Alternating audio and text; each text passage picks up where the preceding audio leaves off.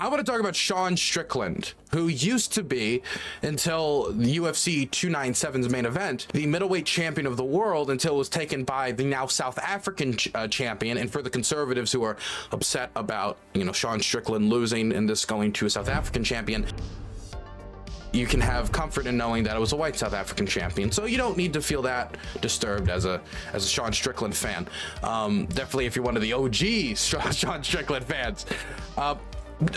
Joking aside, Sean Strickland lost the UFC 297 main event. He claims that it is in large part due to headbutting, that he was headbutting during the fight. I checked the clip. It looks like it could have been done to headbutting, could have been because of headbutting. I don't know for sure, but I think at the very least there might be something to his claims.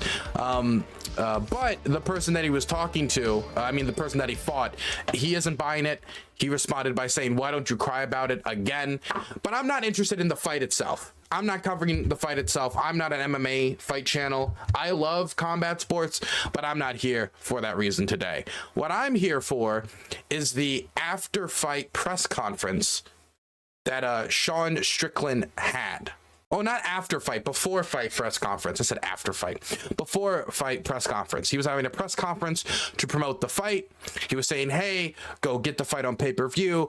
Come buy it. We're going to smash each other up. He was trying to promote it. And during one of those promotions, a journalist came up to ask Sean Strickland about his past comments on LGBT people. Now, Sean Strickland used to be a neo-Nazi. He used to be a raging neo-Nazi in his youth. Now, he talks a lot about that publicly as a way to show that he's evolved and he doesn't feel about minorities as he used to feel as a neo-Nazi. Now, I generally believe that he's made a general transformation when it comes to that. But I do think that as he starts answering this question, that it gets back into some rhetoric that would have been matched up right with the old Sean Strickland. Let's listen. I'm glad to hear it. It's been great. Are you Canadian? Of course I am. Are you part of the fucking opposition? Are you? I don't know how to phrase that. You got like fucking. Yeah. Well, I did want to ask you. Did you vote for Trudeau? I'm not going to say. And let me tell you something right now. If a man says he's not going to say, like, if you ask a motherfucker, did you vote for Biden? He's like, well, I'm not going to say. That's none of your business. He voted for fucking Biden. Sean, so, hey. Sean, I'm glad you had great. Yo, I don't know if it's me or not, but I grew up in an area where, that's private business. I don't know if this is different where Sean Strickland grew up, but where I grew up, you can share that if you want to, but if someone's like, hey, who'd you vote for? It's like, I don't want to talk about it. People stop because they respect that the voting booth is where you can privately make that decision for yourself. That's a decision between you and the piece of paper you fill in or the screen that steals your vote. Kidding. Or the screen that you tap. And that's how I grew up. Maybe it's different where Sean grew up. I don't know. So this is what I'm talking about, you guys. The enemy of Canada. Sure. That's what it's got to be. It's got to be. We've got a pretty supportive gay and lesbian community in this city. I did want to ask you about something you wrote a couple of years ago. You said if I had a gay son, I would think I'd. Oh, look, another reason I'm saying to you, the swamp, you guys, the swamp. You become a champion. The swamp. I'm pretty sure this is a reference to like the Trump, like the swamp that's taking over the establishment. I think that's what that's a reference to. But it kind of confuses me because, when I hear the swamp, the image in my mind is, corrupt politicians taking American taxpayer dollars or awarding, that's like the most direct image. But I think more possible images of corruption is like buddies awarding their other buddies, government contracts. That's something that's a big issue in Ukraine. When I think of the swamp, that's what I think of. I think of like deep state conspiracy, not, do you support gay people? Become a star and someone say, let me ask you something. Are you gay? I had the chance to interact with a more diverse. Are you gay? Could I get an answer? Well, I'm asking. This is a part of. Are you a gay man? I'm an ally of the community. Okay. How would that have changed his follow-up question, asking if he was gay? How does that change the follow-up? Had a son and he was like, son, he was gay, you'd be like, oh man, you don't want a grandkid? No problem with it. Oh man, well, dude, you're a weak fucking man, dude. You're part of the fucking problem. You elected Justin Trudeau, Okay, so you know what? I'll just let him finish. He's saying so much. I don't want to ultra pause on everything. I'm just gonna let him finish his general premise. I don't want to jump down his throat. Apparently he doesn't like things in his throat. So anyway, continuing. If you had a son and he was like, you know, you had a son, he was gay, you'd be like, oh man, you don't want a grandkid? No problem with it. Oh man, well, dude, you're a weak fucking man, dude. You're part of the fucking problem. You elected Justin Trudeau. Like, when he sees the bank accounts, like, you're just fucking pathetic. And the fact that you have no fucking backbone, and has he shut down your fucking country and seized bank accounts? You ask me some stupid shit like that? Go fuck yourself. Move the fuck on, man. That doesn't really answer coward. the question, but I did want to ask also. Okay, so let's break down what just happened. Guy comes up, says, like, he's about to ask this question. Dude's like, wait, are you a libtard? Did you vote for Trudeau? That's private. I don't want to share it. Got you. He's like, hey, what do you think about these comments you made that you don't want a gay kid? And his response is, you are the problem. You elected Justin Trudeau. He has no clue if he elected Justin Trudeau. There's actually a good point, a good reason to believe that if he's really progressive, if he's really an ally of LGBT people, he might have voted with the NDP. He might have voted even more progressive than the Canadian Liberals. I know in the last few elections, they haven't done too horribly. But it took so little for him to declare him the enemy and then tell him to go fuck himself. It was... hello, hi, you look like you voted for Trudeau. I don't want to answer that. You said that you don't want a gay kid, you'd be ashamed to have a gay son. And he's like, oh, are you gay? No? Well, you're not a man. You're not a man because you'd be okay with having a gay son because he can't have children. He like went from like 0 to 100 out of like nowhere. You can still adopt, there's still artificial insemination, still all of these other avenues. But when you talk about saying like openly, like, I don't want a gay son, I don't want no gay son, let me tell you somebody, as somebody who's heard that from her father, and then I ended up liking men, it is a terrifying experience to hear that from your dad. Because, you know, when you hear that from your dad, and I don't know, I actually don't know about Sean Strickland's family situation.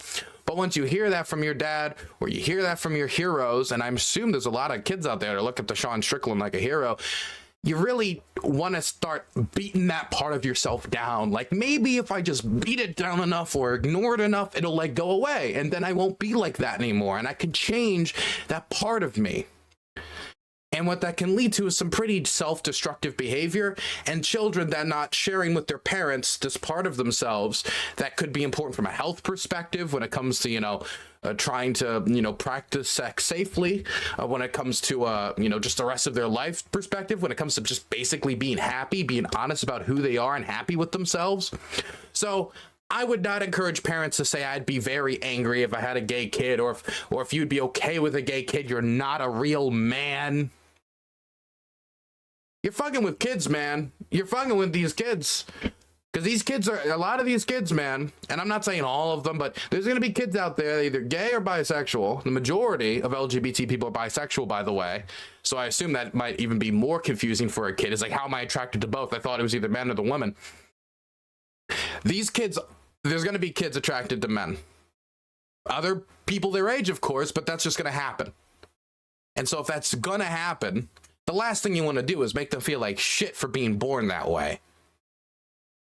I understand if you're like, oh yeah, I want kids, and it'd be cool if it was of, it'd be like if they were directly my lineage of grandkids. You could say that, but saying you're not a real man if you're okay with having a gay kid, that honestly just feels hateful.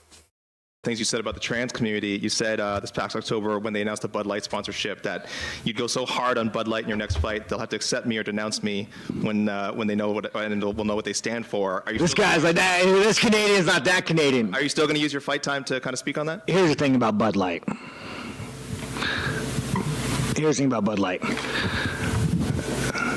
10 years ago, to be trans was a mental fucking illness. And now all of a sudden, people like you have fucking weaseled your way in the world.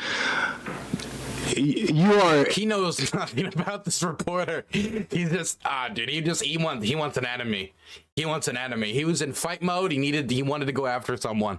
You are an infection. An infection. Yeah. You are infecting the Deutsch Volk. The German people will not be infected. You are the definition of weakness. Everything that is wrong with the world is because of fucking you. And the best thing is the world's not buying it. The world's not buying your fucking bullshit you're fucking peddling. The world is not saying, you know what? All he asked was like, you said that you're pretty angry with those trans, right? You're gonna still talk about that like you said you would? And his response is, you're the enemy. And he just dodges the question again. You're right. Fucking chicks have dicks. The world's not saying that. The world's saying, no, there are two genders. I don't want my kids being taught about, who they could fuck in school. I don't want my kids being taught about, their sexual preference. Like, dude, this guy is a fucking enemy. You want to look at the fucking enemy to our world? It's that motherfucker right. Look how much he's projecting off of what this person who's asking him questions wants in the world. How much this is being projected. There. Just a bunch of opinions that were not stated. Someone who wanted to keep his personal politics private as he asked you these questions. And now he's the enemy. He elected Justin Trudeau, even though he could have voted for Singh. He could have voted for somebody else, somebody more progressive. He's the enemy. He's the affection. He's the sickness. He's destroying the people. He's destroyed the country. My goodness. Asking these stupid fucking questions. Sorry, I told the UFC I was being nicer. Lance, am I still doing this? Did I cross any lines? What the fuck? I didn't say the F word. You just brought this fucking guy in here to piss me off. The sickness. I gotta say, a lot of this I can kind of be like, look, he's a UFC fighter. He gets banged up in the head every day. If you get hit in the head for a living, I'm probably not going to take your advice on my politics. Same thing with like athletes or people who are not experts in the area. I don't take my opinions about politics from celebrities. So Sean Strickland can believe whatever the fuck he believes. I can believe whatever the fuck I believe. He's not an expert in this area, so I wouldn't put too much weight into what he has to say. It's not like he's a medical expert or anything like that. And if you go to fighters and ask them opinion about politics, you will get an answer from them about politics.